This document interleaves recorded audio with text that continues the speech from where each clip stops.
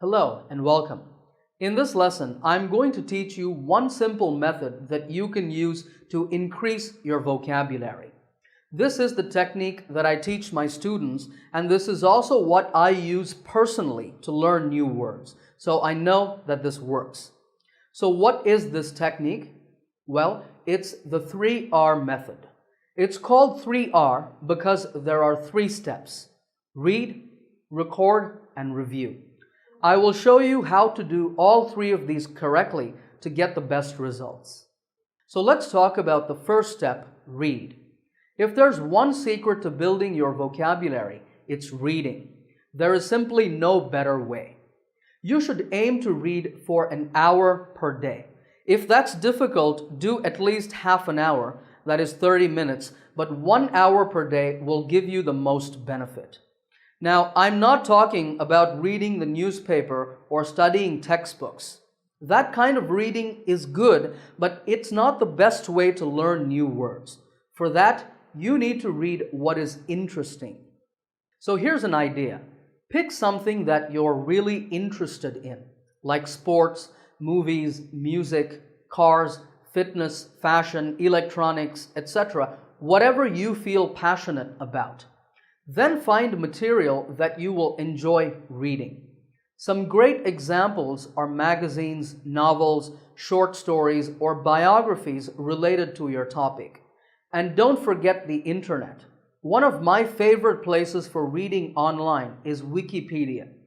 There are millions of articles on this site, and whatever your topic of interest is, you can go on Wikipedia and find articles to read. Now, there's something really important. When you read, whether it's books or online material, there will be many words that are difficult, that you don't understand. But don't look up every single one of these in a dictionary, because that will distract you and make you bored. Instead, your focus should be to just understand the overall idea of what you are reading. For any difficult words, try to guess the meaning from the surrounding information.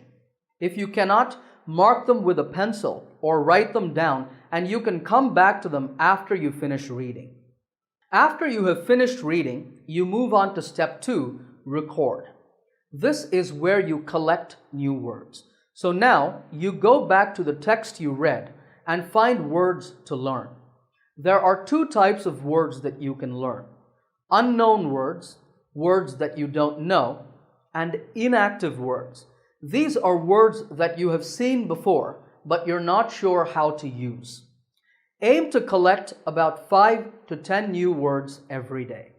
Once you have the words, you're going to note them down in a notebook, on your computer, in a Microsoft Word or Excel file, or even on your smartphone.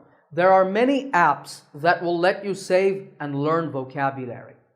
Start by taking your first word and look it up in a dictionary. I personally prefer to use online dictionaries like Cambridge, Oxford, or Merriam-Webster. And now you can start to record the word. Let's look at the best way to do that. In your notebook or file, first write the word. Let's say creative is the word you're learning. From your dictionary, you should then write what part of speech it is. That is, whether it's a noun, verb, adjective, adverb, etc. This word is an adjective. Then you write its definition. Creative means having the ability to produce original ideas. It can describe people or activities.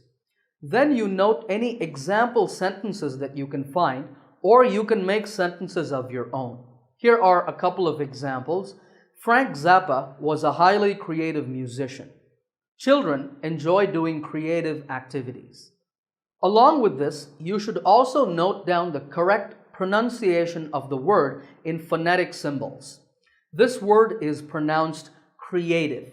There are 3 syllables, cre, a, and tiv, with the stress on a, creative. You might not know these symbols very well. That's okay. With the dictionary, practice the correct pronunciation a few times, then copy the symbols. Over time, you will become comfortable with them. It's also a good idea to make a note of the reference. That is where you learned the word, which book, website, etc. Because later, when you are reviewing the word, you can more easily recall where you saw it, and you can also go to the same website or book if you want to check how it's used. You should also try to find and note down the different forms of the word.